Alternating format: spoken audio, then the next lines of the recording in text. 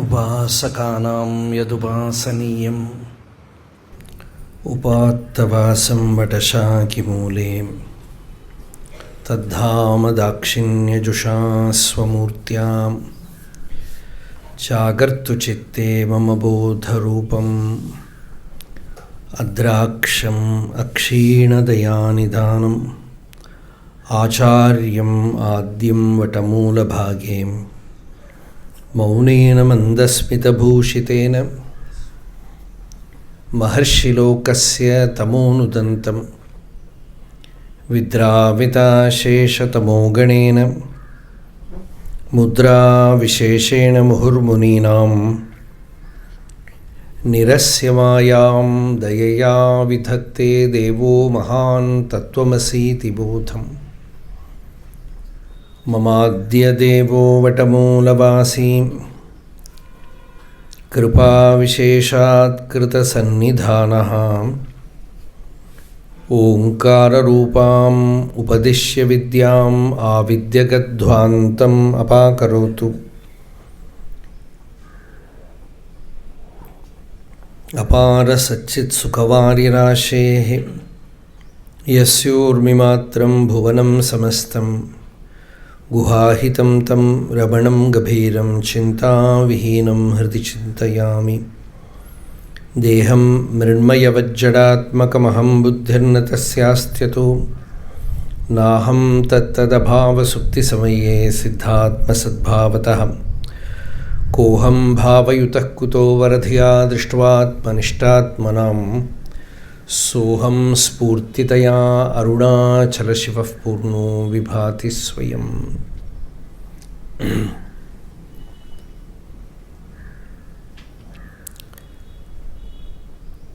Third day today, we are continuing the satsang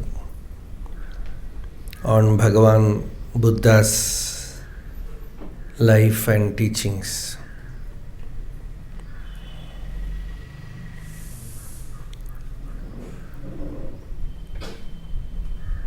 We are very blessed to have our Bhikkhu Amarasiri here, who has come in the Theravada tradition. One most important point which we were discussing and I wanted one day to speak about is spiritual life is not another plane for some spectacular achievement.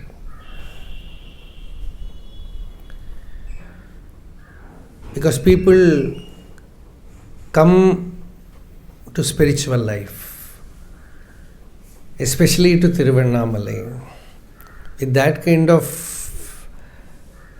fantasy that one day something is going to happen. Some special achievement.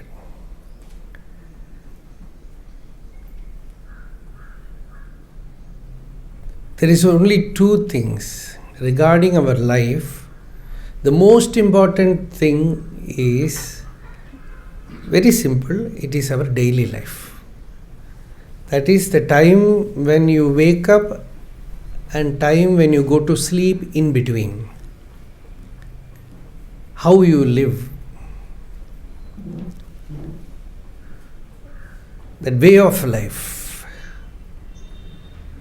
So that is very, very important.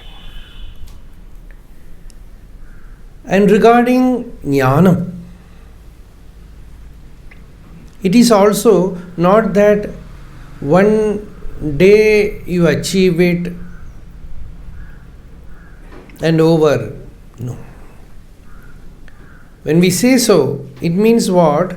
Pratibodha viditam matam amritatvam hi vindate. Moment by moment, every moment awareness you are carrying it.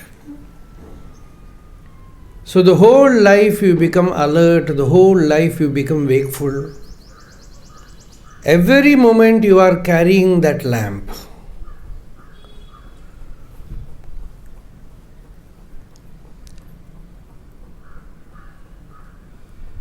It is like a lamp kept in a windless spot.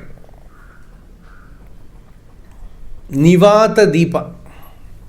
I think Buddha also uses the same terminology, right? It comes in Bhagavad Gita. It is there in Yoga Taravali also. Nivata Deepa iva Nischalangaha. So like a lamp, Deepa, kept in a place where there is no vata, no wind. Like that, the flame of self-awareness is kept alive moment by moment, moment by moment. Along with that, the vessel with which, the lamp with which you are carrying the flame, because the flame cannot stand without a lamp which has oil, which has wick. This body is the lamp and the mind is the oil and the eye is the wick where you carry the lamp, the flame. So how you maintain this? You have to struggle for that. So there comes the need for complete spiritual life.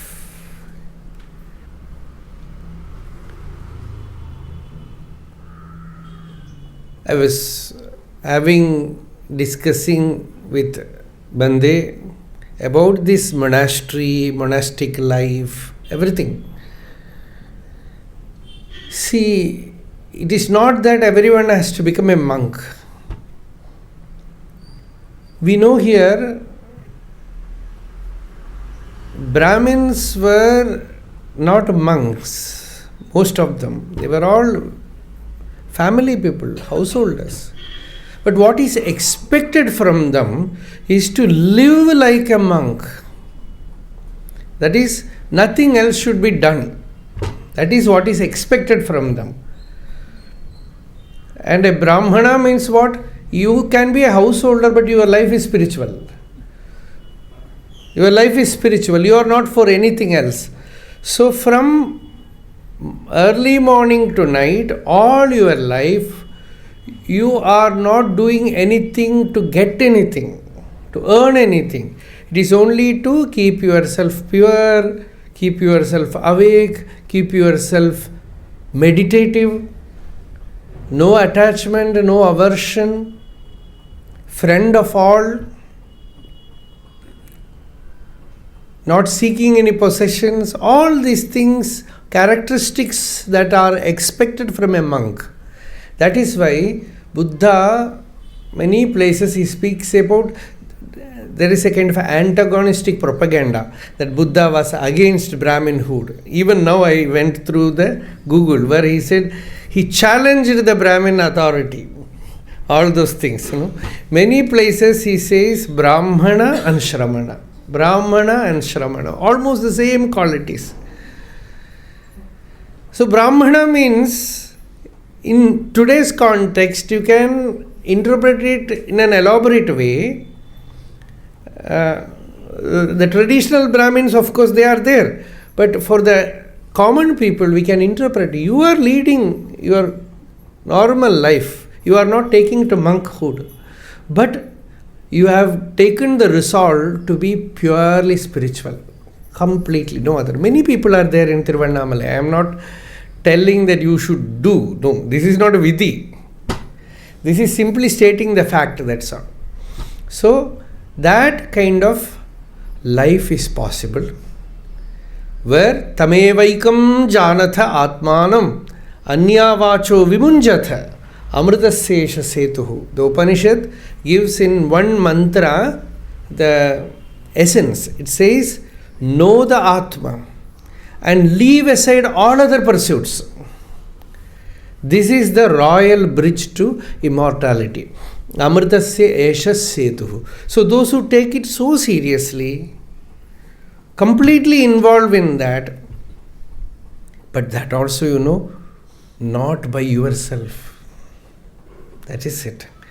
Not by yourself, because by your own what we call as Swakapola Kalpita philosophy, your own brain created philosophy and your own life, you take and go to some danger. It is not the flaw of the tradition. So the tradition means there should be a master who has walked before, who can guide you in every step. That is what yesterday Bande spoke as Kalyana Mitra, one who is a very auspicious friend.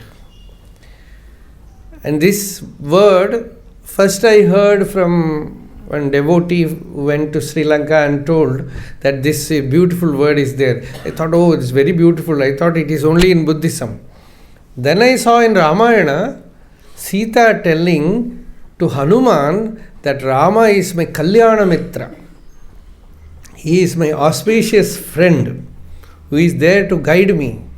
So that is the way. Because Kalyana means auspicious, Mangalam. And this path, this spiritual path, where you are ready to tread. And how much should I travel? Mahabharata says, how long should I walk? Mahabharata says, only one step. Over. Journey is over. Idam tu brahmanam vrittam prahuhu ekapadam. Only one step. And I think that is also there in Buddhism. One step journey. I've seen that one step journey. This Sanasujati and Buddha's teaching so much resemblance. So one step, the journey is over. And what is that one step? Turning inward and recognizing your real nature. There is no space to travel. No space to travel. So it's abidance in one's own real nature. So this is the jnanam. And to hold that jnanam, what is expected is your life should be purified. There should be a pure way, sagely tradition. And that is what I was so much enjoying, how Bande was describing their Guru Bhakti, their Guru Vratam, their monastic tradition, and holding to that higher ideal. So that is very much important in spiritual life, especially modern spirituality, full of enlightened masters. Every corner you will meet one enlightened master. So what to do? So it is not a question of enlightenment. It is not a question of that you see the whole life. Bhagavata says, you go, what is the sign of a saint? See, from morning to night you see nothing else is there in that life other than God. No world, no seeking. So that is the important sign, most important sign of a monk, a saint, a sage, one who is spiritual. So, again, requesting Bande to speak on Buddha, continue the talk. He was, again, yesterday also, he has not come back to his normal energy, but still, somehow by 8:30 he becomes ready. So, that is it, sir. Okay. Right. Namo tassa bhagavato arahato samma sambuddhassa. Namo tassa bhagavato arahato samma sambuddhassa. Namo tassa bhagavato arahato samma sambuddhassa. Buddhang dhammang sanghang gunuttarang upajjayang namassami. kalena dhamma savanang etang mangalamuttamanti.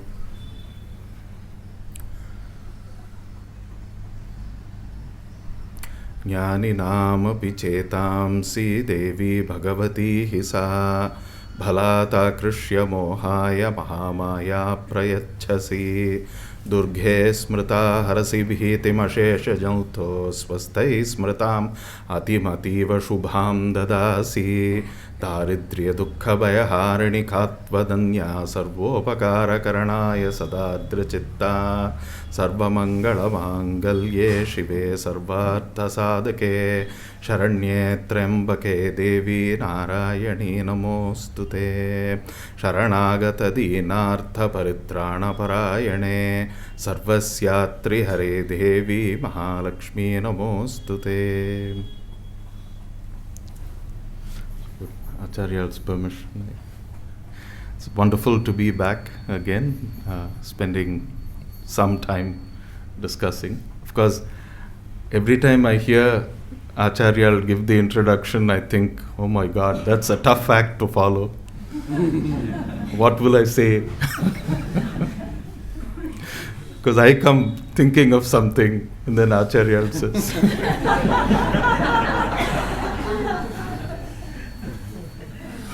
But it's wonderful. It's wonderful. So, like Acharya was saying, in Buddhism, the landscape of spirituality is not as rich as Hinduism. See, we don't have the concepts like devatas of Shiva and Parvati and Mahavishnu, Mahalakshmi. There are very limited things to which our devotion is offered. But devotion is devotion. Bhakti is bhakti. It can be directed towards Ganesha, it can be directed towards a teacher. That the primary fruit of bhakti, the bhakti palam, is the dissolution of the ego. As long as the ego dissolves and only bhakti remains, that is a sign of spiritual progress, spiritual maturity. So every day when I start, I say, Namo tassa bhagavato arahato samma sambuddhassa. In Pali, which is our scriptural language, it is Namaha tasya bhagavataha arahataha samyak sambuddha. So this samyak sambuddha, who is an arahant, is the Bhagavan.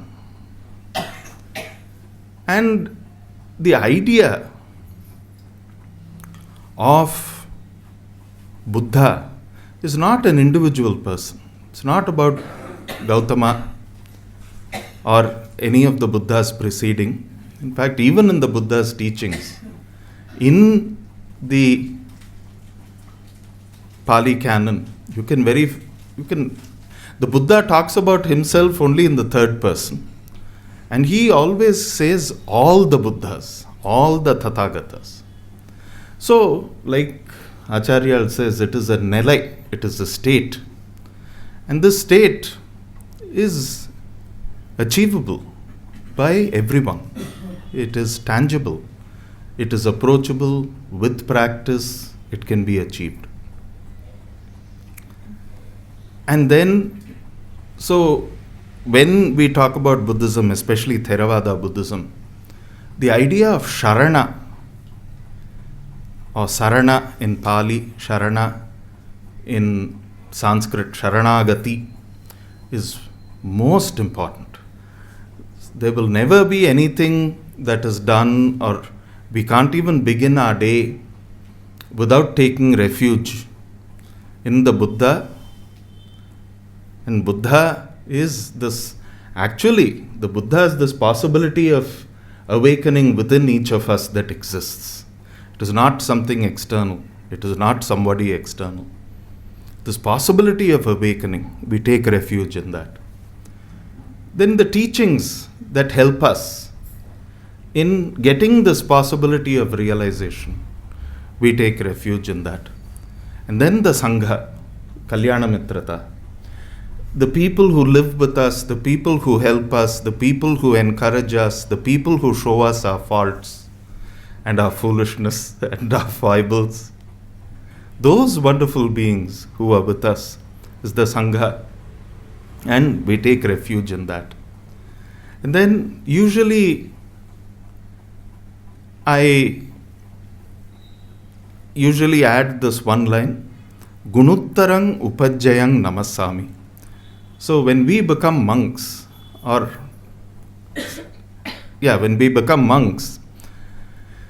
we have a guru, we have an acharya. That person is called the Upajjaya, Upadhyaya. So this person takes care of you, takes care of your spiritual, physical, material well-being, takes care of your health, takes care of everything. And in Thailand, they have a beautiful phrase, Po Me Kruba Jan, which means father, mother, sage, teacher. Which is just like, Mata, Pita, Guru, Devam. This person becomes so central in your life that this person takes the sthana of father, mother, sage, teacher, everything rolled into one. So I always say, Gunuttarang Upajjayam. Uttara, someone with an Uttara Guna, highest Guna, Upajjayang Namasami. I pay homage. Because honestly speaking, if it weren't for my Guru, I would not, my life would have been totally different. It would have been totally miserable. So that depth of gratitude, that depth of appreciation, that depth of surrender, heartfelt surrender, is very, very important in spiritual life. You do not have to be a monastic for that. And because this is a very human quality. See, both bhakti and surrender, bhakti and sharana, doesn't have to be only in monasticism, right? Doesn't have to be only for a sannyasi, doesn't have to be only for a bhikshu. These are human qualities. See, just as much as the Almighty, the Ishvara, has given us an ego, the Ishvara has also provided us with means to transcend the ego. And these very tangible means of transcending the ego are bhakti and sharana. So dissolving in that, dissolution. So in our lifestyle, in our monasteries, see, when I say our monasteries, I'm talking about the tradition that I come from. Theravada itself is considered quite a conservative part of Buddhism. Within that conservative part, there's a very, very kind of reclusive, very conservative. I'm not using conservative in a derogatory sense, I'm using conservative in a very kind of authentic sense. There's this tradition called the forest tradition, where there are means and ways that are given about how we should live, how we should behave, how we should talk. Like Acharya said, what we have to do from the moment we get up till the moment we fall asleep. And our training, that is called the Vinaya. And generally in English, Vinaya is translated as, especially in our context, Vinaya is translated as discipline. But I think because it is the means for humility, it is called the Vinaya. Because otherwise, what is the point of living life in that way? So, in this kind of tradition, forest tradition, we have something called Acharya Vrata. In Pali, it's called Acharya Vata. And it's a big big part of training in the Vinaya. So when you look at a ceremony in which a candidate is being accepted into the Sangha as a full bhikkhu, there'll be the Upajjhaya, who's the main person who's accepting. Then you have two other acharyas, Kammavacharya and Anussavanacharya. The role of the Kammavacharya is to teach us the karma of a bhikkhu. And that person is responsible for conduct. That person is responsible for teaching us. Because, see, in our tradition especially, even the robes we wear have to be stitched by us. So once a year, lay people come at the end of the Chaturmasyam, and they'll provide us with white cloth. Then we take the white cloth, we dye it, then we cut it, and there's a specified pattern. We stitch it ourselves. Then we have a Bhiksha Patram that we have to eat from. How that Bhiksha Patram has to be cleaned, how that Bhiksha Patram has to be stored.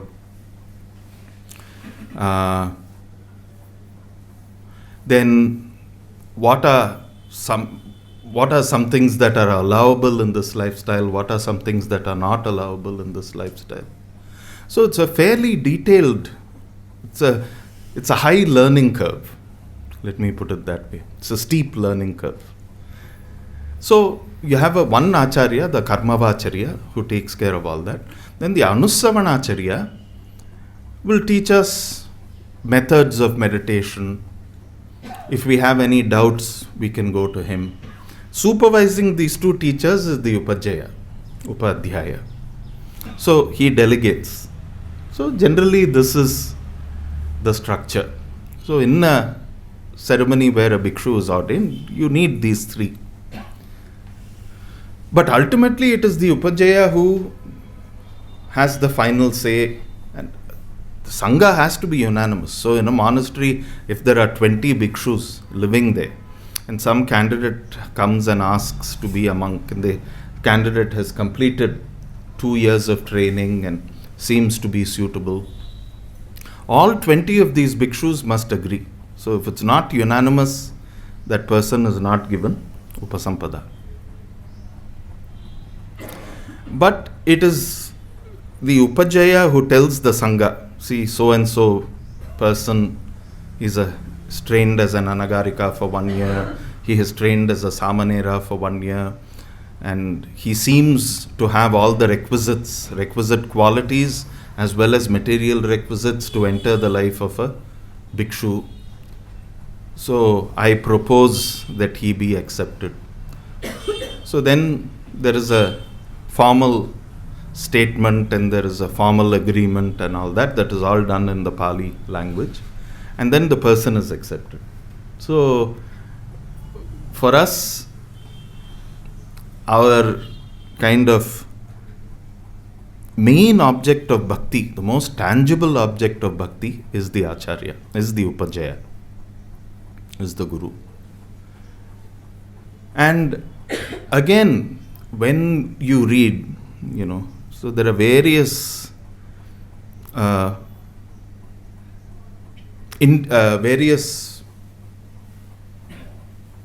recommendations that are present in the Vinaya. So how you must take care of your Acharya, what are the Shishrusha, what are all the service that you should do to your Acharya, what has to be done when he wakes up in the morning, how. So the person who serves the Acharya is called an Upathaka. So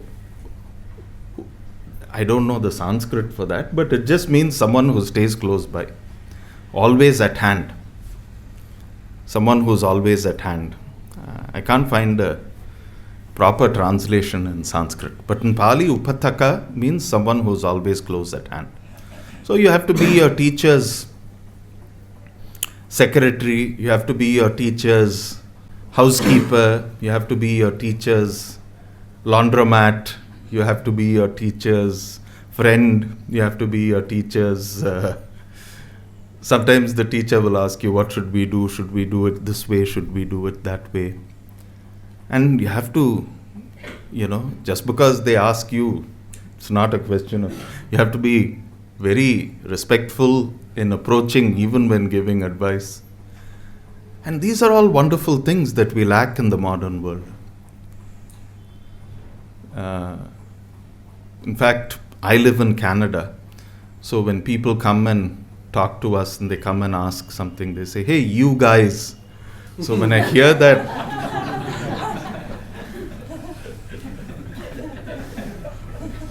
"You guys?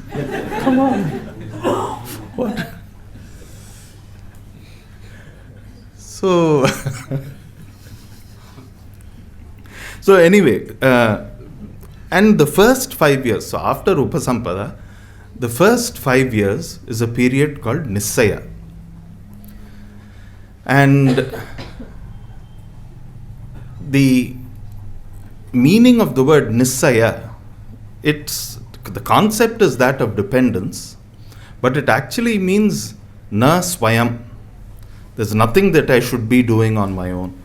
Everything that I should do must be with the blessings of my teacher, must be with the approval of my teacher, must be under the guidance of my teacher.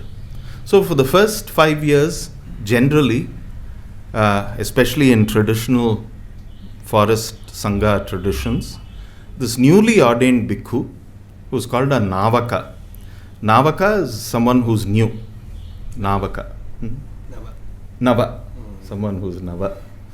Navaka in Pali. So this new person has to stay with this teacher for 5 years and perform this Acharya Vrata. So if there are 2 or 3 people who get ordained at the same time, all 3 people will have to serve the Acharya. Sometimes if the Upajjhaya is quite old, he will have 2 or 3 attendants. Otherwise, we take turns in doing some tasks and we can keep changing, things like that. But it is essential. The service to the teacher is very essential. And the service is not just a lifestyle thing. Any issue that I have, any problem that I have, any difficulty I'm facing, I can go and speak to my teacher. Because the teacher is my father, mother, sage teacher. Everything. What I want to go and tell my mother, I can go tell my teacher. That is the promise the Acharya, the Upajjhaya makes to so the candidate is called the Antevasika, someone who stays close by, Antevasika. And the Guru is called the Upajjhaya. So that is the promise the Upajjhaya makes to the Antevasika, that I will be here for you. I will take care of you. Both your spiritual and your material well-being are taken. That's my problem. It's no longer your problem. But you have to have trust in that. You have to say, whatever it is, my Guru knows best. I was speaking to some Buddhist group on the early morning of the 27th. And, they had asked me some questions after the teaching, and I said, the way my training is that even if I think that my Guru is wrong, that is only my fault.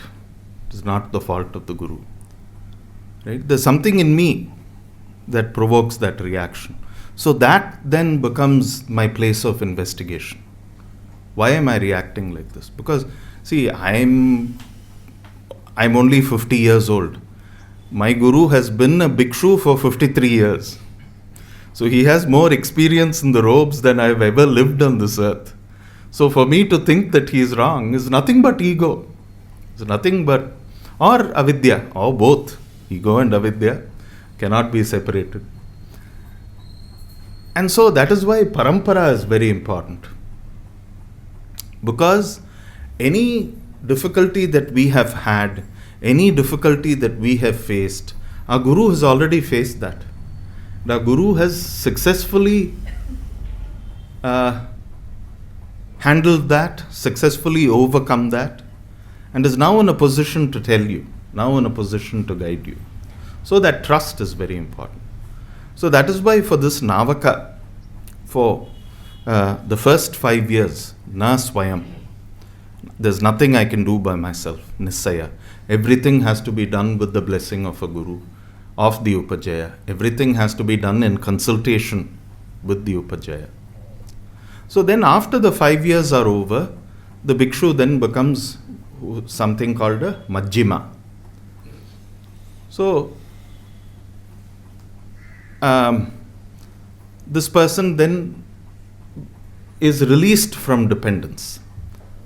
Nissaya Mutta or Nissaya Mukta, that is the other term, the Pali term in the Vinaya, for a person who has successfully completed.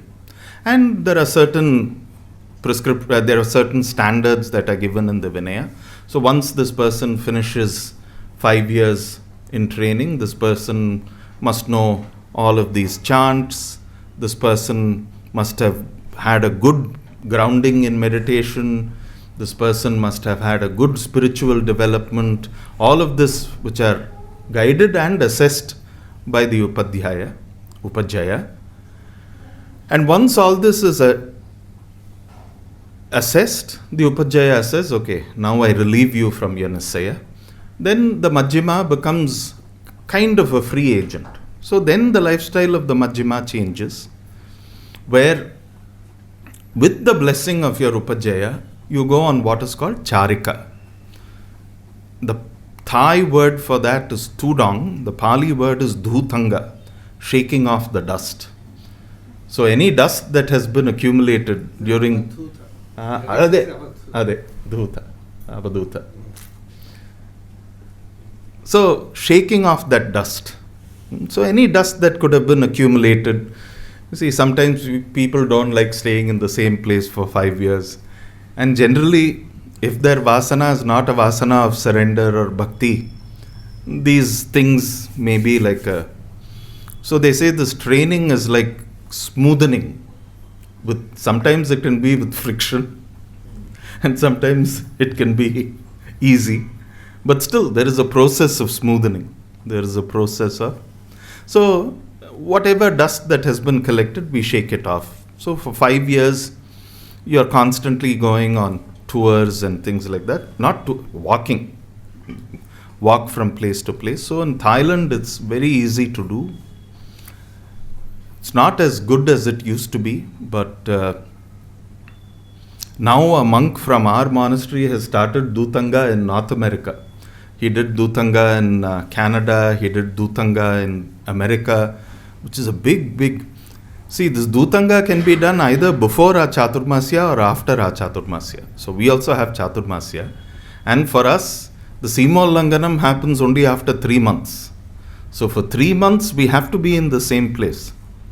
And there are some, in that 3 months, if there are certain things that happen, then we can leave what we call as Saptaha in Pali, Saptaha in Sanskrit. We can take exemption for 7 days, leave and go and attend to those issues. So some issues are if your parents are sick or if your parents die. And the Buddha uses this word Dayada. If any of your Dayadas are sick or your Dayadas are dying, go and see them. Of course, we cannot do any of the karma.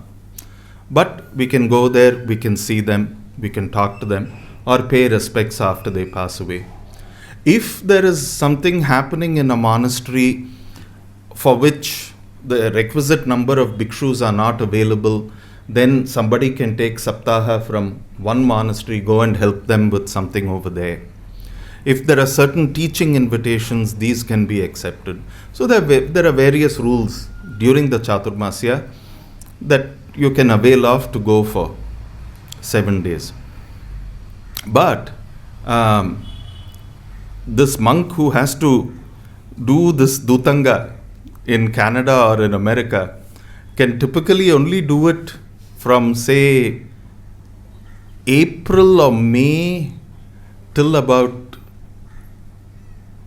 July. Usually the full moon of Ashada Masa or Asala Masa in Pali. That Asala Masa Purnima is when our Chaturmasya starts. So before that or after that. So October, November. All of these times are very, very cold times. I don't know how he does it, but he takes a tent and we can't carry money. So he'll just take a tent and go walking. Sometimes there'll be rain, sometimes there'll be snow, he'll be shivering. What about Bhiksha? Everything. You go on trust. You go on trust. So you walk. But the surprising thing is, people have done it in Australia, people have done it in Canada.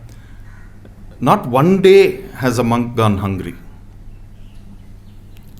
See, when my Paramaguru, who's called Ajahn Chah, he's a Thai monk. He was invited to open a sangha or start a sangha in England. So he was invited by this trust called the English Sangha Trust. So he nominated his first Western disciple, Ajahn Sumedho, and to go and start that. So he said, Sumedho, you go.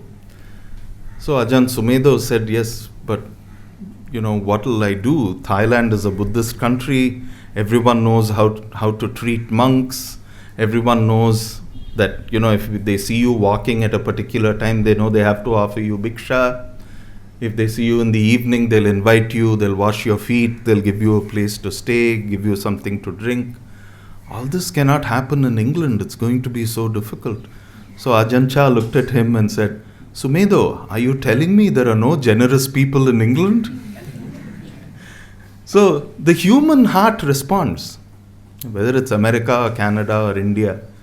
You see, that is the power of the robe. The Buddha calls this, or actually Ajahn Chah called this the banner of the Arahant. So when you see this, whether you're an Arahant or not, you are treated that way. You get that respect. Just like how in India when we see someone wearing the kashaya, immediate response is to fall down in reverence, right? To do namaskara, to take care of them, be of service, whatever little service we can. So this is how the human heart responds, because the human heart has the inherent capacity to recognize the sacred, because hidden underneath is the sacred. So when the sacred sees the sacred, it responds. So this Dutanga is happening, Tudong is happening. So after the 5 years are done, after the Majjhima Vasa is completed, then at the 10th completion of the 10th year, this person becomes an Acharya. He's given the title of Acharya, actually given the title of a Thera. Thera in Pali, Sthavira in Sanskrit means an elder. Right? Then this person then has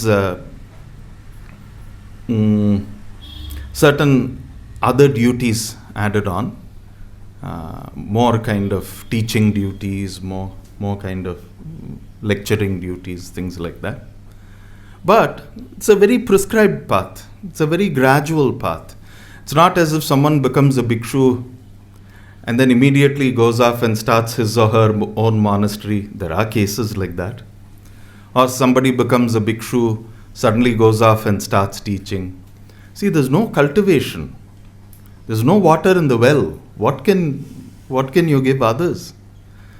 பாத்திரத்தில் எதா இருந்தால் தானே கொடுக்க முடியும். பாத்திரத்தில் ஒன்றுமே இல்லை. There's nothing.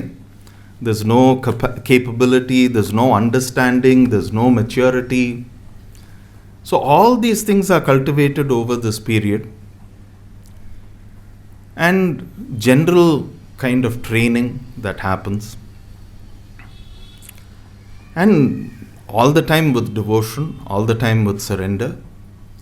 And at the same time, meditation, sadhana, all these things are very integral parts.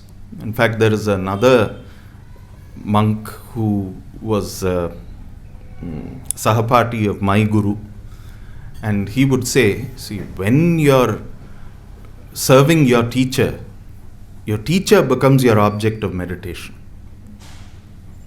That is it. At that time, you shouldn't think of anything else. You shouldn't think of the breath. You shouldn't think of sensations.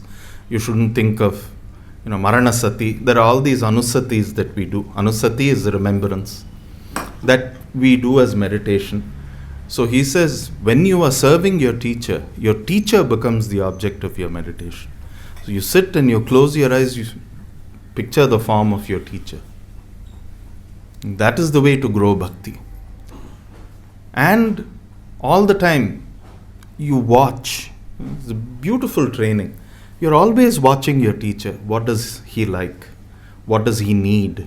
How can I be of service? What can I do to make his life easier? Constantly coming from that angle. Right? And it becomes more beautiful when your likes matches the likes of your teacher. And it also becomes a training that if my teacher has a particular inclination, I must cultivate some kind of interest and inclination in that area also. Because otherwise, it'll be kind of artificial. And as monks, we don't have much. We can't have an inclination to sports, or we can't have an inclination to movies. Or it'll all be around. So my teacher likes bird watching a lot. And we live in the middle of, quite a dense forest. So when I went there, and he's very interested in trees, so I started learning about birds and trees, and that was very interesting. So then our conversations, there's a freshness that comes into the conversation. He is interested, I'm interested, bringing in some lightness, something. So whatever your teacher likes should be, whatever your teacher permits should be what you do. So that is the training. And of course, most of our monasteries, or all of our most of our monasteries, the ideal location is that it must be accessible to a city, but it should not be too close to a city. It must be in a forested area, it must be in a wooded area, and there must be enough space in the monastery to provide seclusion for each monk. Right? So all these are standards. So each monk is given in Pali we say kuti, in Sanskrit it's kutira, kutir. So each one is given a kutir. And in our monastery, there is no running water, there's no electricity. So especially in the winter when it's minus 30 outside and winds of 60, 70 kilometers an hour, it becomes an interesting challenge. You see, I come from India, I'm used to plus 45, not minus 45. So, even though I lived in Toronto for a few years before I started, still going to the monastery and living in a small little hut, because we also have measurements. By the Vinaya, kuti must have certain measurements. It cannot exceed that, because then it becomes ostentatious. And we have only wood-fired stoves. So through the year we collect wood, we make sure that the wood is dry, and then each kuti will have a stockpile of wood.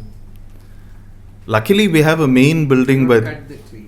No, we cannot. We cannot harm any living tree. Actually, we cannot harm any living creatures. It should be a dead tree or a fallen tree. So all that is taken, it is processed, it is dried. And then each kuti has a stock. And how to operate a wood fire itself is a training.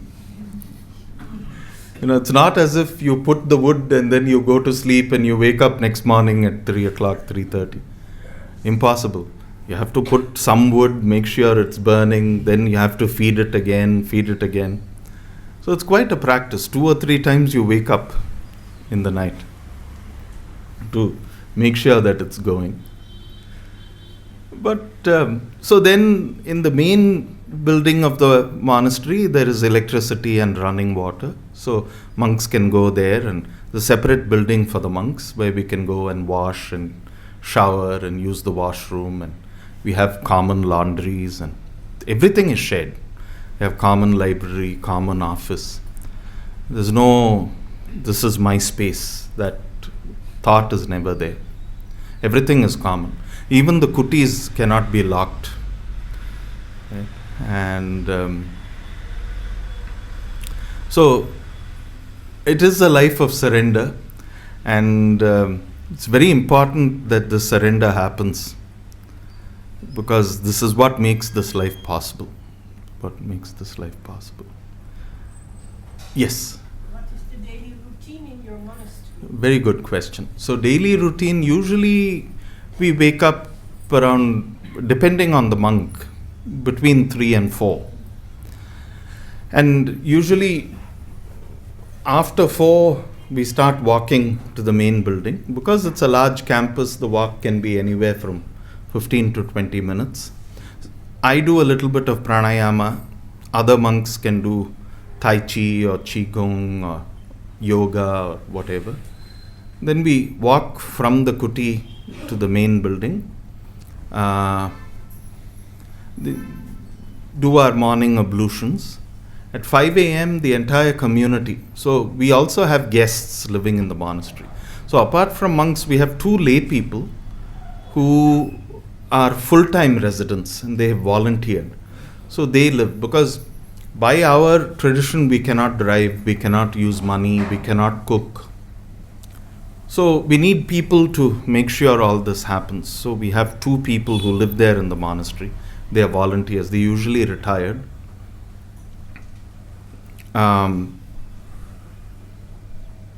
So they and any guests who are living there. So guests can, for us, the monastery runs, all our monasteries run purely on donation. So there's no cost for staying, there's no cost for eating, nothing.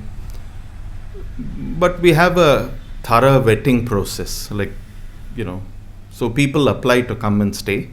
Usually stay anywhere from minimum 3 to sometimes people have stayed on for months at an end. So those guests come, the steward, what we call stewards, the lay people who are living there to take care of us, they come, the monks come. 5 o'clock we come to the meditation hall. There's a little bit of chanting, and there'll be 1 hour of meditation, then a little bit of chanting again. And then after that, each person has a chore. So either cleaning the hallways or cleaning the kitchen. So each person does that chore till about 7:10. 7:10, a light breakfast is served, usually some porridge and fruits. It's very much required in the winter, because without that, people get very sick. So a little bit. Which sutra, which chant do you do in the mornings? It depends. Oh. We have a long list. So. Not the same one. Sorry? Not the same one every morning. No. There's one chant that is standard for beginning and closing, but after that we do different chants. Which one is the standard? It is homage to the Buddha, the Dharma, and the Sangha. So that is quite standard. Mm-hmm. If you Google Amaravati Monastery chanting book, you can see what is there. So various chants. So we do chanting a little bit, then meditation, then chores, then there's breakfast. Then at about 8 o'clock we all come together and we have a work period from 8 to 11:30. And this work period is the most important thing, because Ajahn Chah would always say, especially for monks and especially for young monks, if you're sitting in your kuti and meditating all the time, sometimes you can become quite loopy. So this period of work is very important. And he would always say, if you don't like someone, make sure you work with that person, because that person's going to be the biggest teacher who will reveal all your, likes and dislikes and everything. So till 11:30 there's work period. So somebody will have administrative tasks, some people will have maintenance tasks, some people will have some deep cleaning tasks, some people will have forestry tasks. So if there's a broken tree branch or a dead tree or They have to collect all that. Then all the paths through the forest to go to each kuti, that has to be made sure that it's cleaned. So as monks, we can't do that, but the lay people, they come and do that for us. Because otherwise, if it's overgrown, we also live in an area which is highly infested with deer ticks. Because we live in the wilderness, there's quite a bit of wildlife. So we get lots of deer, we get coyotes, we get wolves, we get bears. So these ticks, they carry Lyme disease. So if you don't keep the path clear, then you're susceptible to tick bites and you're susceptible to Lyme disease. So we are more afraid of ticks than of bears. So those tasks are all given. Then at about 11:30, everyone comes back to the main hall. Then the Sangha is invited, like how there's Bhiksha Vandanam here. Somebody, a lay person, will come and invite the Sangha to take the Dhyāna for the day. In our tradition, we call it Bhiksha. In the Pali tradition, it is called Dhyāna. So food is generally brought by some families who are living in Ottawa, some families living in Toronto or living in Kingston. If there's no one who has booked... They have to come 1.5 hours or 3 hours. Yes. So the distance between Toronto and the monastery is about 3.5 hours each way. And if they come from Ottawa, it's about 1.5 hours each way. So they make it a day visit. There are some people who regularly do it one day in a month. So every 5th, we know that we are getting Dhyāna from, say, Nisanka, or every, like that we know when that they book. keeps the connection with Yes. the householders. And that is, in fact, the other day Acharya was saying that people think that because of Adi Shankara, Buddhism disappeared in India. Not true. You see, what happened with Buddhism in India is that when all these centers of learning were developed, like Nalanda, Vikramashila, Takshashila, all of these places, Odantapuri, that's the 4th one, big one. Monks started getting a lot of royal patronage. And they were given so much of land and so many villages and so many families to serve them by the rulers of those areas. So they stopped going out for Bhiksha. So when they stopped going out for Bhiksha, there was no connection with the community. So the community thought, what's the point? Why should I support them? I'll go support somebody I can speak with, somebody I can talk to, somebody I can guide me. So that was one of the most important points for the decline of Buddhism in India. That never happened in Sri Lanka, never happened in Thailand, never happened in Burma. Of course, there were other reasons. I'm not saying there weren't other reasons. But primarily, the Sangha lost touch. They became too cloistered. And I think that is the problem with Christianity in Europe, and especially in monastic Christianity. That is the problem in Europe, because they're all so cloistered. Right? There is no contact. It becomes very difficult. So now they have to do outreach.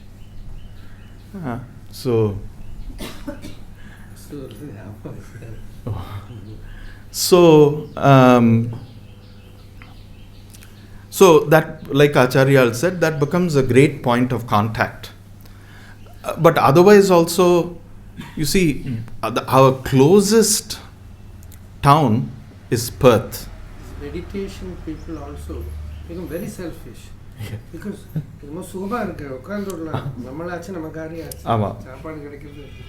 so you suffer, then only you put in some effort. You should not have food, you Yes. should depend on others. Yes. Yes, that has to be. Otherwise, there has to be benefit for both. Somebody provides material benefit, the recipient provides spiritual benefit. If there is some spirituality. That's Whenever any food is prepared in the monastery? Yeah, that's what I'm coming to. So if somebody doesn't book Dhyāna, then the 2 people who live there, they cook. But yeah, so they cook. So again, coming back to this, A good question, Purnima. Thank you. Purnima, right? So, the closest town to the monastery is a town called Perth. It's about 35 minutes by car, but if you walk, it's about 3 hours. So, just to keep this tradition of Pindapata, we call it Pindapata. Pata is to walk, Pinda is the rice that we collect on arms round. Right? Generally, they don't give rice, they give donuts or pizza or sandwich.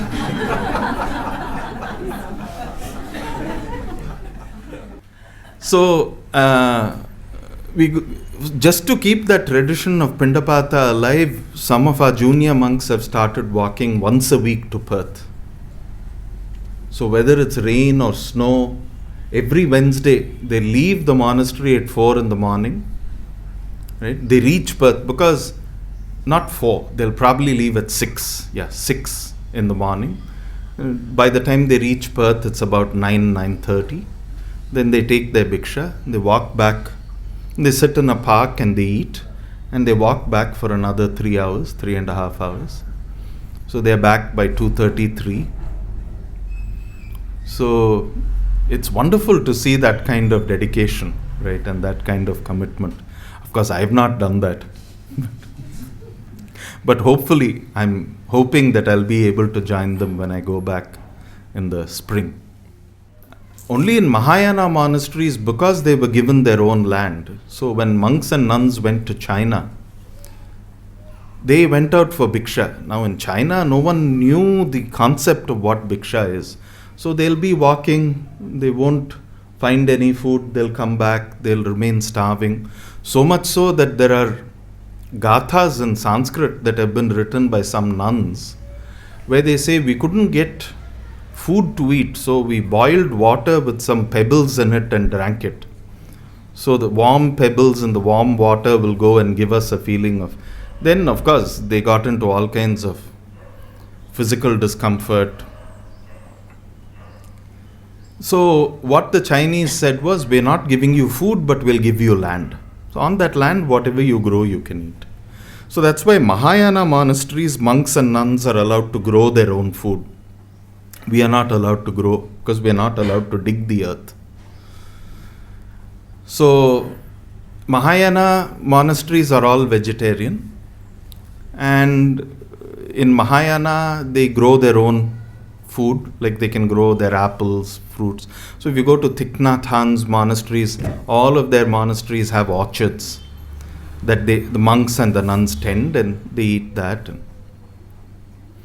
Vajrayana, which is the Tibetan tradition, Tibet, Bhutan, Mongolia, Kalmykia, all these places, because of their climate, because of their hilly region, they can't grow anything. So they used to.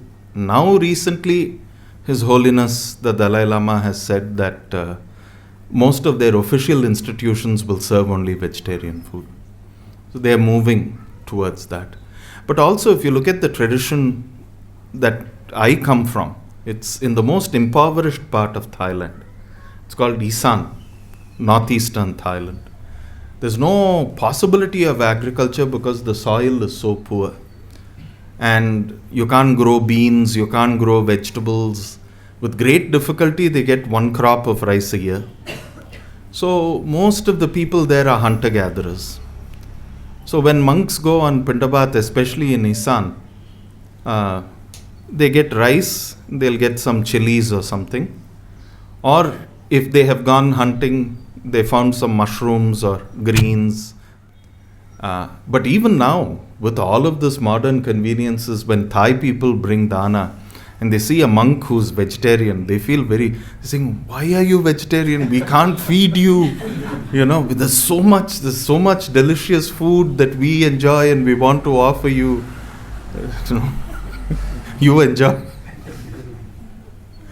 So different things, right? Like something that is very valuable, something very... I manage. See, generally there'll be something or the other that's vegetarian. So there'll be some salad, there'll be fruit. Sometimes there'll be bread. So can manage. So then 11:30 the Dhyāna is offered.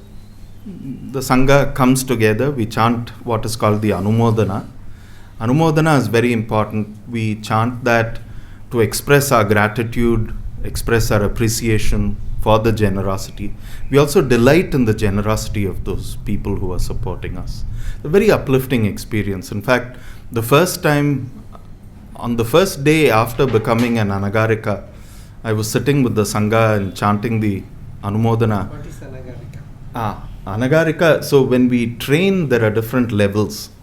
So the first 2 years, one level is Anagarika, so we wear white. And Anagarika literally means homeless. You give up your home. Anagarika. Adi Palila Anagarika amba. But Anagarika. Garam, no gara. I think it is Nagara. Anagara. Sanskrit la eppadi? Nagara vaadu. Illa, leaving home nu dhaan ava solra. Leaving. Garam, Palila gara is home. So, Anagara. Anagara. Agara. So houseless, Homelessness. So you come to the monastery, you wear white. Anagarika, okay. You wear white, and very difficult training, because white is something very difficult to keep clean. Especially if you're walking in the forest. Sometimes there'll be brown, sometimes there'll be green. Keeping it clean is a huge. And then if you're eating, you're not careful, the food will drip. Then our teacher will look. That is the chief cause I became a monk. People all know. Something will fall into the This is my problem. Now also see.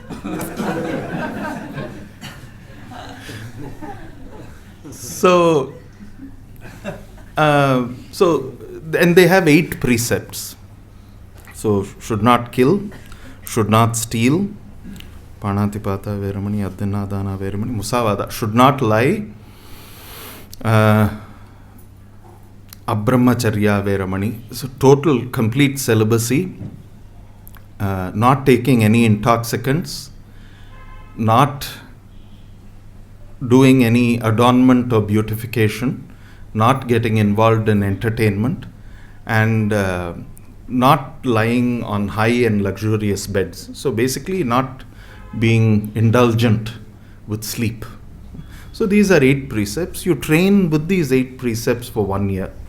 Then at the end of this, if you think that this training suits you, and if the community feels you are right for the community, you go and make the request, saying, I'd like to continue with the training. Then you become a samanera, and you get a robe like this, which is a big relief. Because here, if you spill anything, you can't, like Swamiji was saying. It doesn't show that much. So, yeah. So then the samaneras are on 10 precepts. So this 8, the precept of entertainment becomes a separate one, precept of beautification becomes separate. So there's more emphasis. And finally, you give up the use of money. Jata Rupa Rajata Patiggahana Veramani. So that is the Samanera. 1 year training as Anagarika, 1 year training as Samanera. So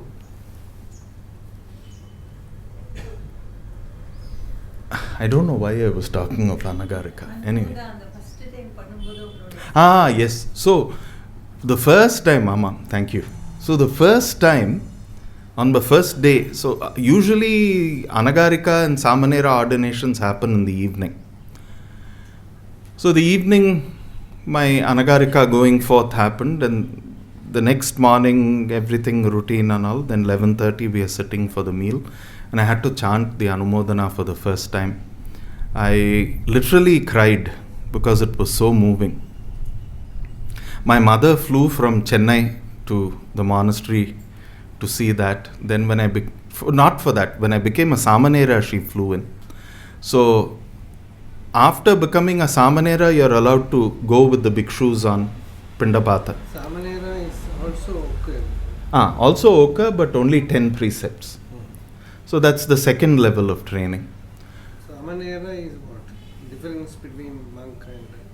Monks have 227 precepts and they have been through the Upasampada ceremony. Samanera is a novice. Earlier, basic... Vividisha sannyasi, we can say Vividisha sannyasi. Vividisha sannyasi, irkalam. See, earlier, even now, unless you're 20 years old, you cannot be given Upasampada. This was a condition laid down by the Buddha himself. But you can become a Samanera even at the age of 7. Actually, the Vinaya says, if a child is old enough to stand up and drive away a crow, he can become a Samanera. So, that's why in all these monasteries in Sri Lanka and in Thailand and even Vajrayana monasteries, you find all these very cute little boys in robes. They are Samaneras, they are not bhikshus. So, that first time when I chanted the Anumodana, I was really moved to tears, because there are people who are coming, who are providing us with food, providing us with sustenance, and there is no demand from their side at all. All they do is, you want to get enlightened? Here, I'm feeding you. Go get enlightened. It's a very rare thing in this world. Very, very rare. So that very, very touching. Then when I became a Samanera, my mother flew from Chennai to the monastery. And after the Samanera ceremony, the next morning I was going with a monk for Pindapata. And the first bhiksha I got in my bowl was from my mother. She was waiting and she put one banana and a little box of yogurt in my bhiksha patra and she did namaskaram. Very touching moment. Very, very touching moment. So then this life started. So... Afternoon. Yes, thank you. Dhyāna question actually. Allah, I need prompting.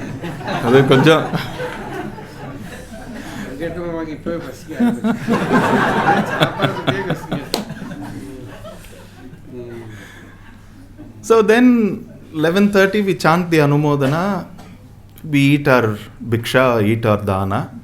Then there is a routine, we have to wash our bowls in a certain way, put it away in a certain way. A bhiksha patra has to be taken care of. Then from all that takes about 12:30.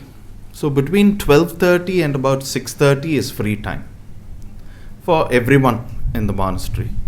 So, of course, monks use that time to learn more chanting, to do more meditation.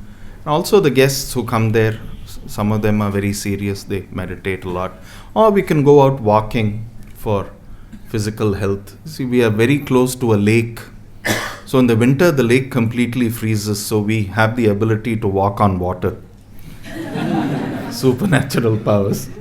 But otherwise, we can go canoeing or kayaking or something, just for exercise. I never go, because the first time my teacher took me and he said, be still. So I sat still. Then he got in behind me. I was sitting so still, I didn't adjust, so we both fell into the water.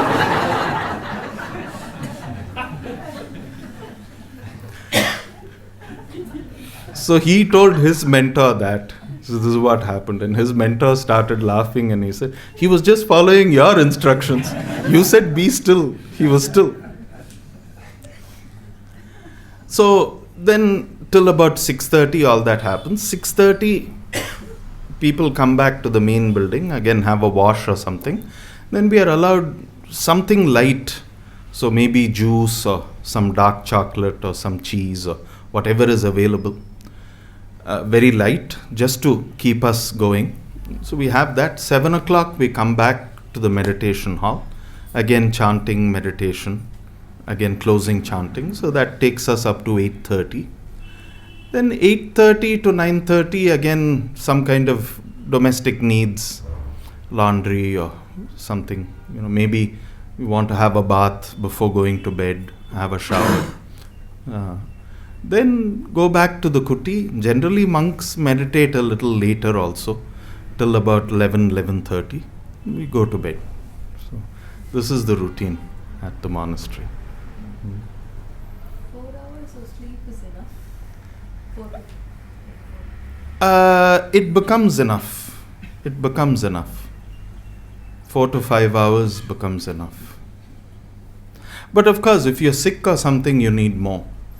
So at that time, it doesn't become, it kind of defeats the purpose if you stay awake. But yeah, I don't think I've seen any of us sleep beyond 6 hours. Yeah. Allowed contact with your family?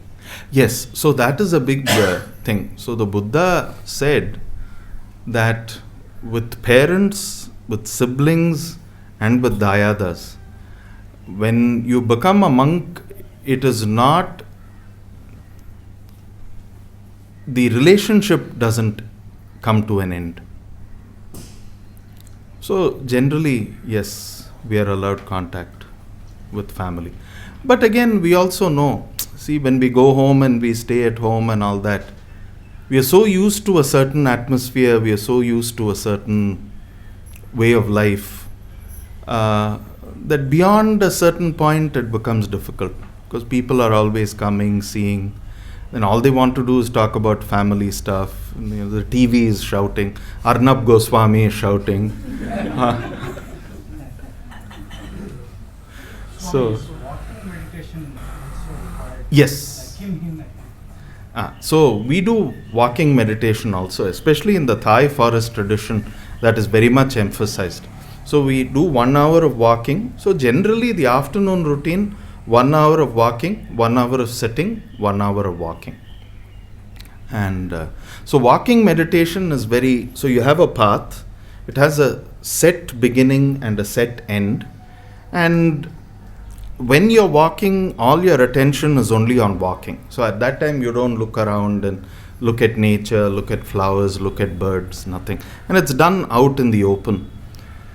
So you start from one point, go to the end, then very consciously turn around, come back. So basically what you're doing is you're marking the beginning and the end. So this becomes a training to view the beginning and the end of phenomena also, any phenomena that happens. So yes, very much. So we do walking meditation, sitting meditation. Yes. Is there any preparation for death? Yes, we have. So I said that there was this set of 10 anusatis. One of those anusatis is Maranasati. And it is a particularly important part of my practice right now, because my father and my teacher are the same age. My mother is not too far behind. So we do contemplate. So it's a formal practice. We contemplate the immediacy of death. We contemplate the inevitability of death. And we prepare ourselves to receive death with as much grace as possible. Yes. Are you looking for the Buddha pearl after the cremation in the ashes? Relics? Yes. The dhatu, Sharira dhatu. Are you looking for that? We don't, so this death, Mahayana is doing. Mahayana is doing, Theravada also does, but this death preparation is more an internal thing. So here in India, sannyasis are generally interred, samadhi. But in the Buddhist tradition, sannyasis are cremated. Monks are cremated. Even Buddha was. In fact, I was telling Mauli that I read the account of the Buddha's cremation. Then I read the account of Dasharatha's cremation in Valmiki Ramayana. Almost the same. They put in oil, the body is kept in oil, then it's wrapped in unstitched cloth, and then it's put into an urn, and then it is lit. So it was quite same. Yeah, so we cremate. And there is the belief that inside the ashes of especially enlightened masters, there'll be some things called dhatu, relics. And after Ajahn Chah passed away, they took his ashes and sieved it and picked out all these dhatus, and they've kept it in a stupa. And anyone who goes there can have darshan of that.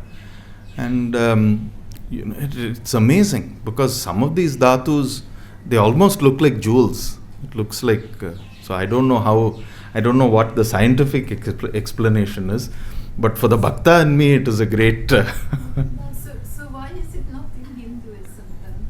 That I don't know. Is it only in No, because in Hinduism, now generally sannyasis are interred, no? They are buried, they are not cremated. Oh. That itself becomes... So if you look at Ramanacharanatirtha, the mother... Oh, yes. So no ashes. Yes, so their body itself becomes the dhatu. Yeah. And then a Shivalingam is placed on top. Yeah. That becomes the object of veneration. So here, because there's no Shivalingam and all that, the relics are kept, that becomes an object of veneration. Just need remembrance and veneration. That's the idea.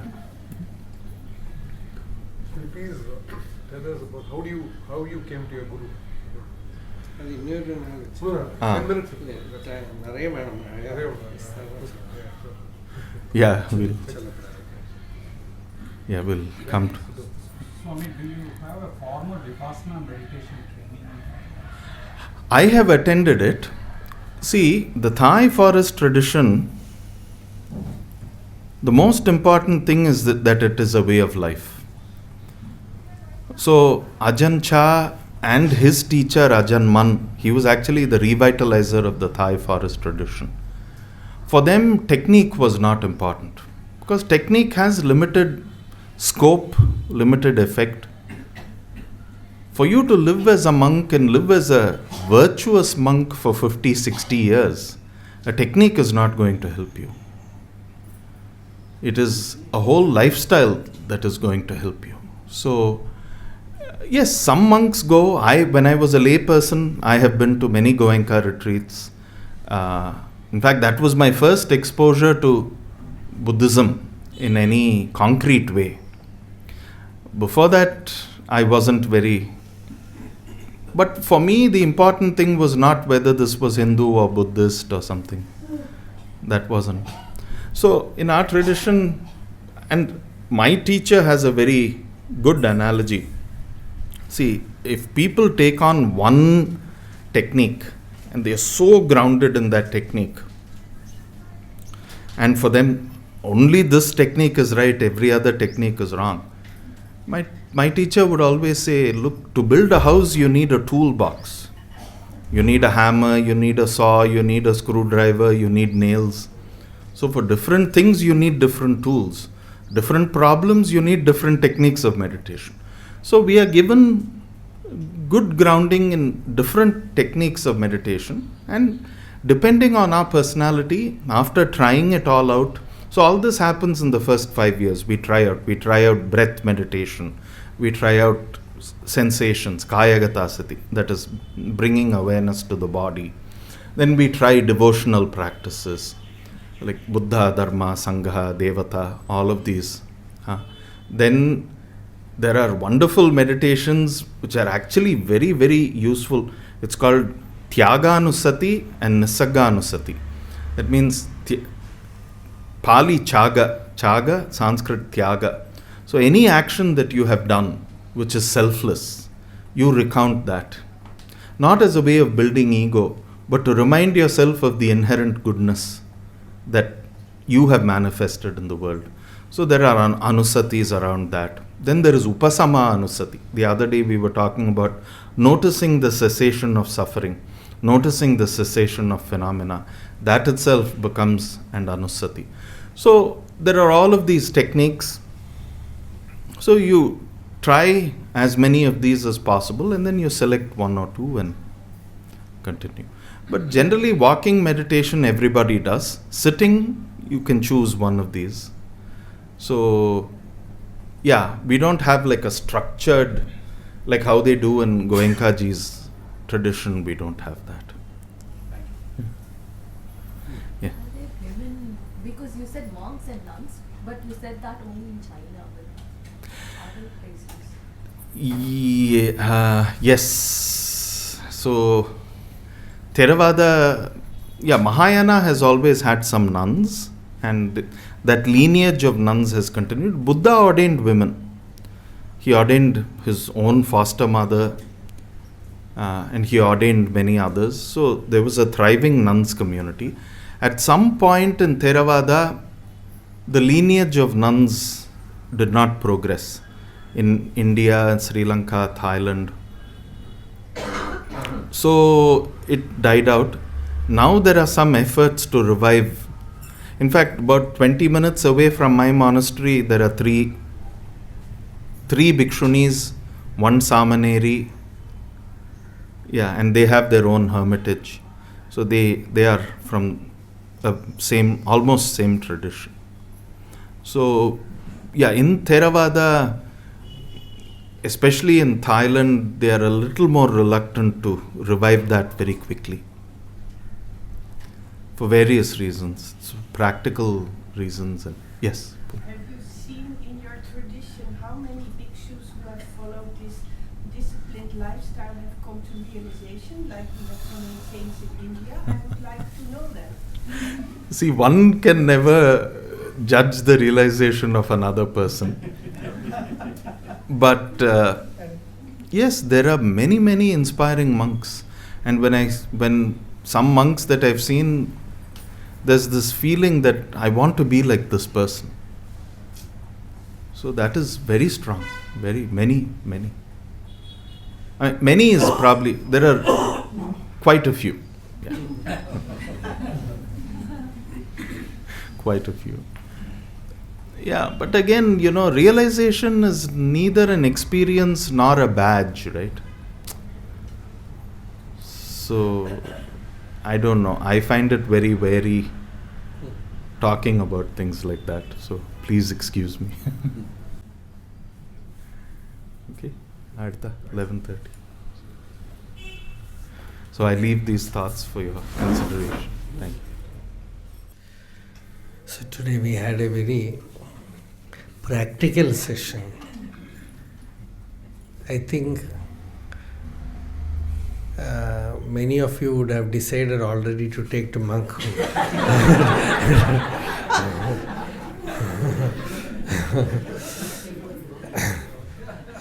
Hey.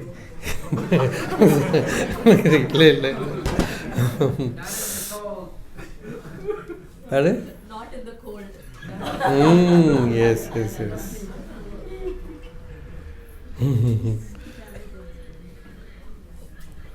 So we already had a discussion about this, about spiritual life in this way. So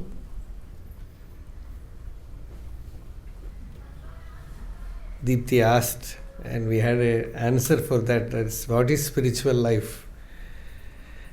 And from Gita we said it is Adhyatma Jnana Nityatvam.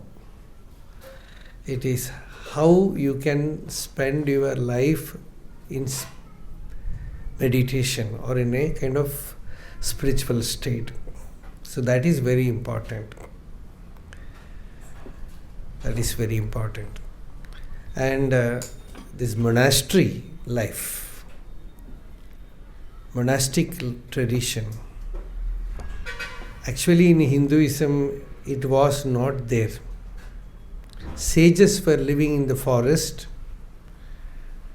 mostly what we call vanaprastha, those who have come out of householder's life, living in forest, in communities, living a very austere life. In Ramayana we can see that Rama walks in forest, Dandakaranya, Pravishyatu Maharanyam, Dandakaranyam Atmavan, Ramo Dadarsha Durdarshaha Tapasashrama Mandalam.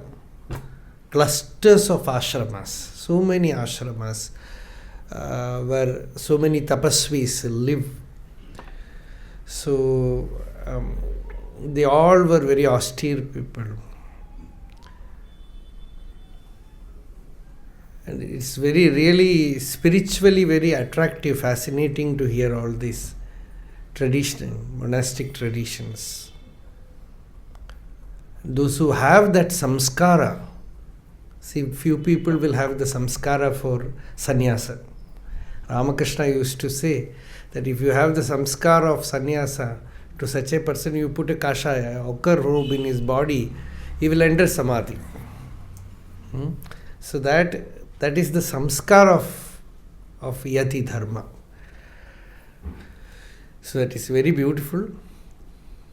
Generally in Hinduism it is all singular. Recently only we have started this, like starting a monastery, and now people can apply and join. That kind of spirituality was not there here. So here it was mostly like after householder's life, that too in the Vedic tradition, studying, living a kind of 40% spiritual life and 60% worldly life as a householder.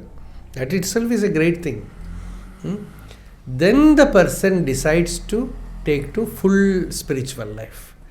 Then it's like a ripe fruit falling from a tree. From the householder life itself, he learns the scriptures, practices nididhyasana, manana nididhyasana. Sometimes, very rarely, people attain that jnanam in grihasthashrama or brahmacharya ashrama and just walk out. So they are called parivrajaka. In Buddhism they call it as charika, as charaka. In Sanskrit is charaka, it is parivrajaka. So charaiveti, that is the niyama there. So that way they go out. So it's a natural thing.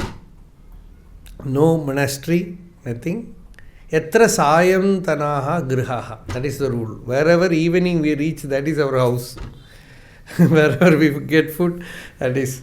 So, that kind of life of a monk, parivrajya, that we, as Bande was saying, that somebody was doing it in America, somebody was doing it in Australia. I think it is all divinely inspired. A person cannot plan and do such things. Even sannyasa itself, a person cannot plan and attain. First of all, the person should have the samskara. Secondly, it is divine decision. That is why Bhagavata says it is one incarnation of Bhagavan in our life. Dharmanam asmi sannyasah, ashramanam aham turyah. So I am amongst dharmas, I am sannyasa, because only when the divine decides, it happens. So that way only it happens. One Swami very beautifully said, in Kerala, I was a good monk, very learned in the Upanishads, Gita, and he has written commentary to all those books. So when we were asking him how you became a monk, he said, I was a Sanskrit teacher in a school, and one day I went to the monastery there, and the senior Swami asked me, do you like to become a monk? I said, yes, it's okay. That way I became a monk. And after that, he was a very good monk, very disciplined person, very affectionate person, very pure life. So they were born for that. That way, very simple way. In Tamil, so that way, sorry, I cannot translate it. It's difficult. So that way, it's very inspiring. For me, it is ecstatic to listen to such stories and how they live a life for the divine, whether you call it God, whether you call it spirituality. We see many people come to Tiruvannamalai and live like that.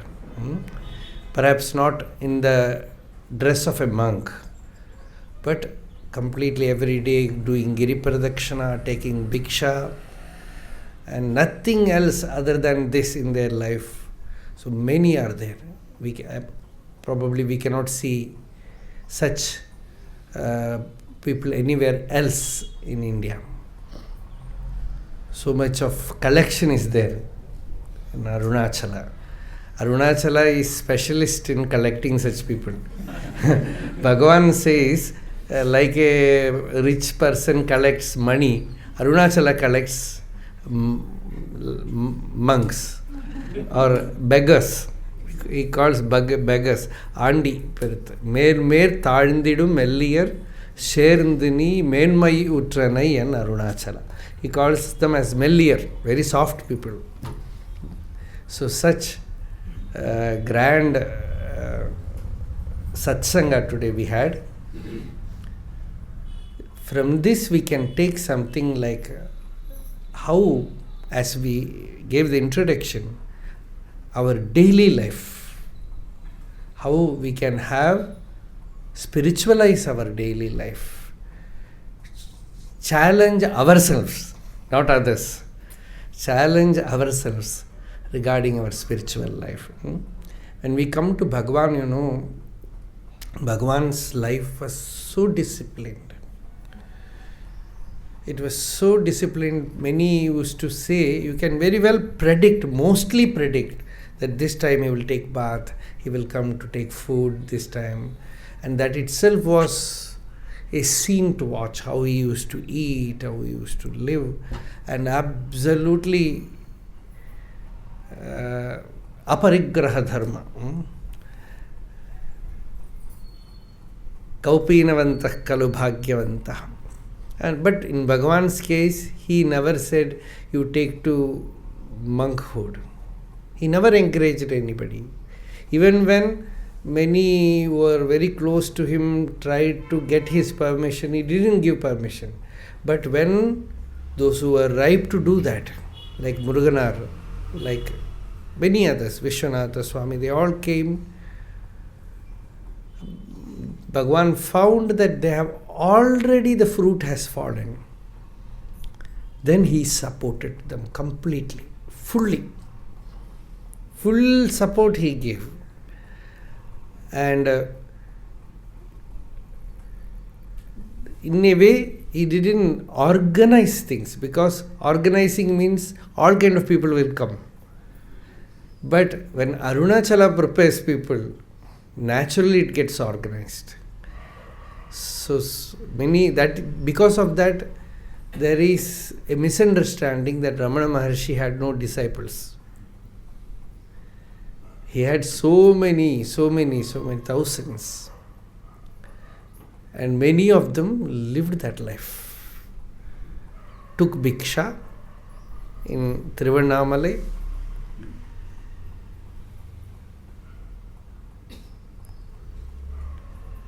And ever lived in that state. That is spirituality. That a little bit we can also take. In Gita, Krishna is very compassionate. He says, Swalpamapyasya dharmasya. Even a little bit of this dharma, if you take, trayate mahato bhayad, you will be free of fear. A little bit itself is helpful. So daily life we spiritualize.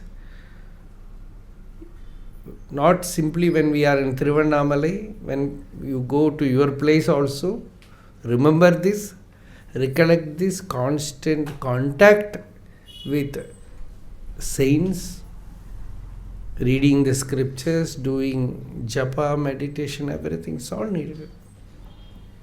As Bande said, we need all kind of techniques, all supports.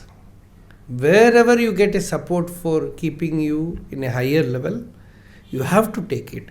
For that you need humility. Sometimes arrogance makes us feel, I don't want that. I am above that. That kind of thing comes. And as we said, one problem in spiritual life is you start enjoying inward happiness, Sometimes you become very selfish. One lady used to stay very near this house. She was a good meditator, but the problem with her is you cannot construct a house here. Because the carpenter does something, she will take a stick and come here to beat the carpenter. Because her meditation is disturbed. So, this is another kind of neurotic problem. Kunju Swami used to say, we can never accept that noise is a disturbance for meditation. Because in Ramanashram, when Bhagwan was there, it is not small noise. They used to break rocks for this Madhurabhudeshwara temple. From morning to night, they will be doing damar, damar, damar. And if you are doing this neurotic meditation, your nerves will be shattered. So this meditation is something not getting affected by anything. So that was it. So there are various corners from where you have to look at this truth. In Bhagavata, Dattatreya says, Nahi ekasmat guroho jnanam susthiram syat supushkalam brahmaitad advidiyam vai giyate bahudharshibhi. The sages are speaking about Brahman from various corners. Although the Brahman is Advaita, Advitiya, they see it from various corners and give you one facet or the other. So, only from one teacher, mostly the person's spirituality will not end. You will get jnanam from one guru. That is, he is the supreme guru, jnana guru. But for many other things, you will get guidance from various corners. So that your jnanam becomes pushkalam. Pushkalam means it is nourished, it blossoms, it becomes full, abundant. That kind of spirituality is needed, not very, very one-sided spiritual life. So when we speak about Buddhism or Advaita or Vishishta Advaita or Dvaita, no problem at all. We are not talking about Buddhism. We are not talking about Advaita. We are not talking about Vishishta Advaita. We are talking about spiritual life. It is spirituality that we are concerned about. That is purity, bhakti, jnanam, everything spiritual, it is all same. So that is the most important thing in life. And this devotion to spiritual life, as Bande was saying, people have that in their heart. Whether they are in London or whether they are in Thailand or any place, we are depending on that Lord who is in the heart of everyone. That very, I narrated one incident to him, that Tiruvannamalai also has that samskara. But the moment they see the ochre robe, as he said, the flag of a arahant, the badge of a arahant, a very beautiful way of saying that. So, in Tiruvannamalai, these common people, natives of Tiruvannamalai, they carry this respect, this reverence in their heart. So formerly, in very few shops you will have in Tiruvannamalai, they will not sell one tumbler of tea before they give it to some sannyasi, offer it to some sannyasi. Without that, they will not give tea to anybody. And they will mutually call only those who have been here for at least 30 years, they know. They call only Shiva. Now only the sir, madam, all these things have come. They have started calling, everyone has called sir, sir. In Tamil, sir comes, not sir.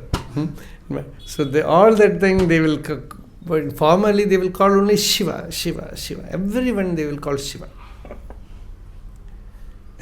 So recently, in this lake here, one day myself and Govind, we went there, and youngsters, they were all sitting with bottle.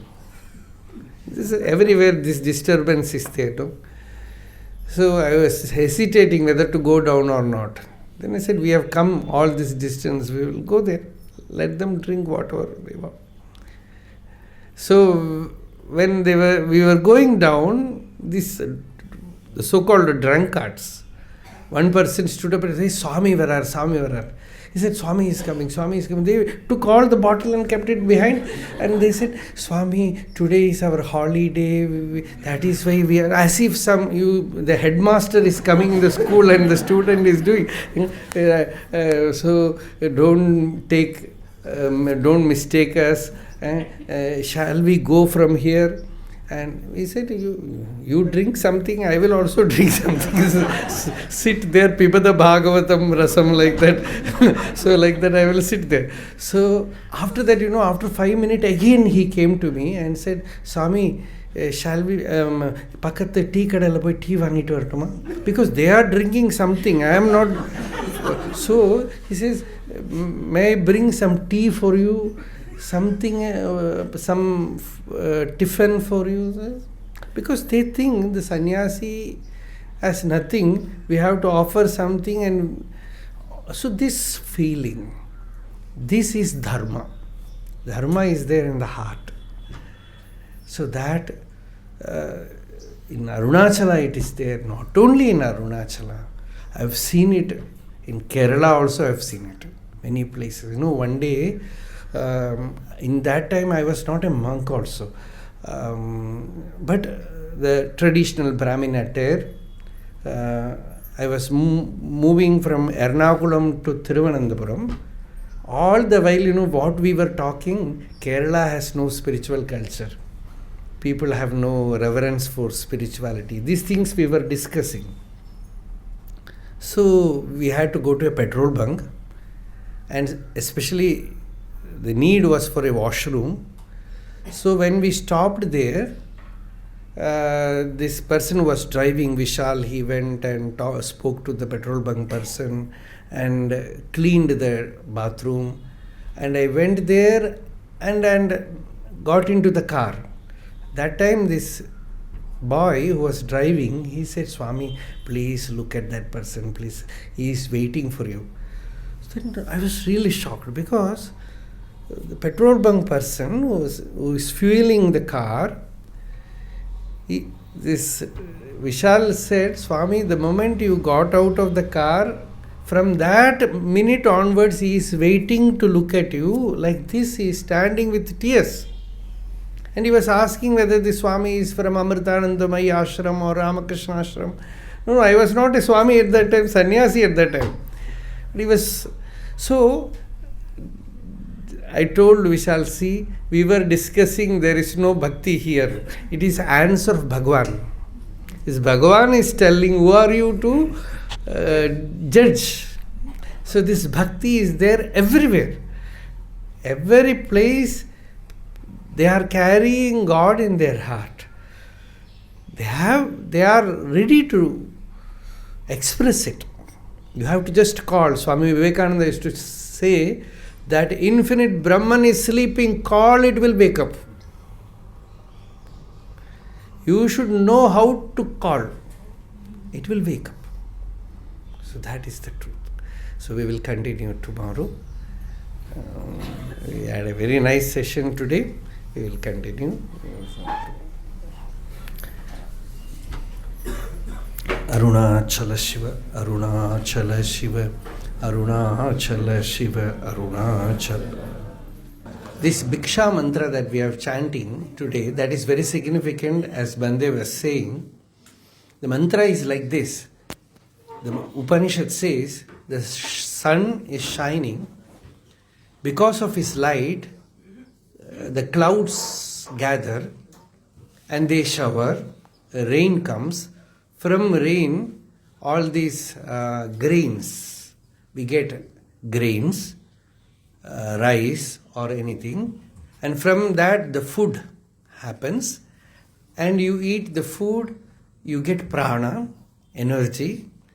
And what will I do with that energy? Do tapas. And through tapas, Shraddha is awakened. That is reverence, faith for the divine.